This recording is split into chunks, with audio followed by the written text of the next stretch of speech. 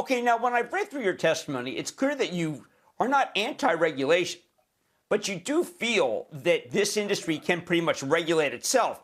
And yet we know that there's scoundrels in the industry. Sam, you know, kind of like Gresham's law, the bad can drive out the good. How can you self-regulate, or should you just actually say to CFTC, regulate us?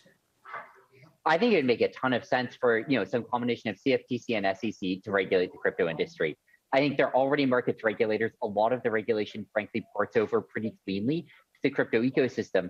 There are a lot of pretty nasty points right now in the regulatory framework that I think have to be worked out around where various assets qualify. But I think that at its core, markets regulation by the CFTC, I think asset issuance regulation by the SEC make a ton of sense for the industry.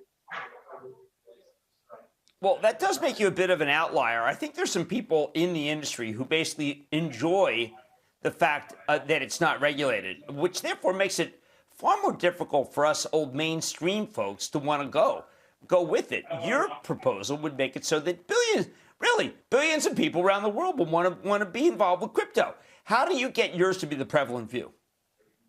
Yeah, I mean, and that's a lot of the goal is how do we get from where we are today to a truly mainstream global industry that has the consumer protection and the trust that people have come used to.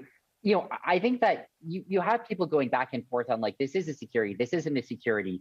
And it has really grave regulatory implications right now. Where we need to get to, I think, is a world in which we say, look, some of these things have properties that are like traditional equities or securities. Some of them have properties that are like commodities. Instead of arguing about exactly what classification they should have, let's make sure that the sort of regulatory oversight that needs to be there is there, and that oversight that doesn't make sense isn't gumming up the industry. And so I think you look at asset issuances, right? Having kind of standard controls that you see like with equities around the supply, the issuance, the burning of tokens would make a ton of sense, but not mandating that they fill out forms that one couldn't fill out as a decentralized token project. I think with stable coins, having oversight that they have what they say they have makes a lot of sense. Don't miss a second of Mad Money. Follow @Jim Cramer on Twitter. Have a question? Tweet Cramer. #MadTweets. Send Jim an email to madmoney@cnbc.com or give us a call at 1-800-743-CNBC. Miss something? Head to madmoney.cnbc.com.